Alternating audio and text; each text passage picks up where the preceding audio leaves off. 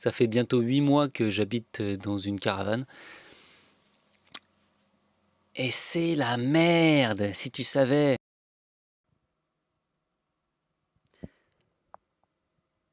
Bonjour et bienvenue dans cette première vidéo.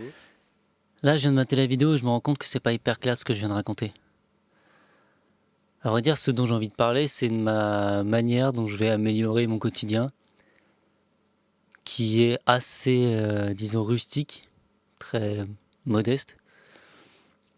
Donc je vais essayer de faire une série de vidéos où je vais vous montrer comment je fabrique des trucs pour améliorer mon quotidien. Il n'y a pas plus simple, en fait.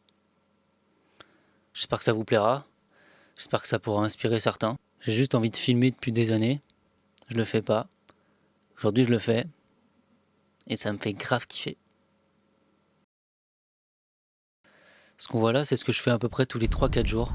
C'est-à-dire que mon bidon d'eau se vide, que j'utilise pour la cuisine ou pour remplir mon filtre à gravité. Ça fait 8 mois que je vis en caravane et je me rends compte que maintenant qu'avoir juste un bidon de 20 litres pour cuisiner, faire la vaisselle ou me doucher, même boire, c'est hyper contraignant. Je crois que j'ai juste envie de me faciliter la vie pour pouvoir faire d'autres activités et oublier ces contraintes.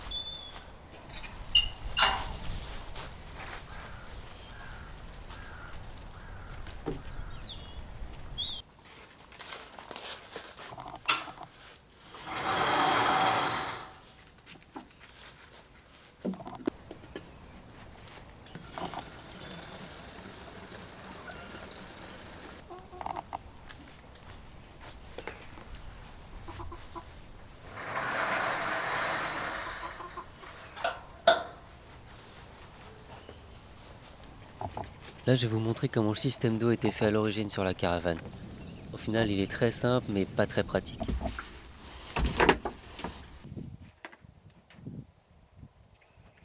Bon, là, j'étais en train de mettre le bidon pour l'eau, parce que au niveau de la bouteille de gaz, c'est là où on peut mettre le bidon. Il y a le tuyau qui va dans le bidon.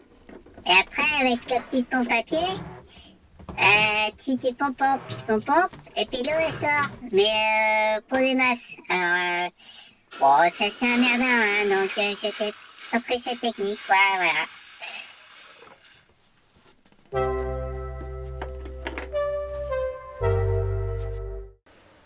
La première solution et la plus simple, ce serait de mettre des gouttières sur ce chalet, récupérer de l'eau de pluie du toit et la stocker dans la citerne qui se trouve juste derrière.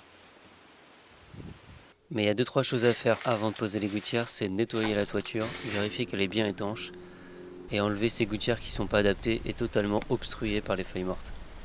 Il faudra aussi retirer quelques branches qui se trouvent au-dessus de la toiture, histoire de limiter la chute des feuilles pour la saison prochaine.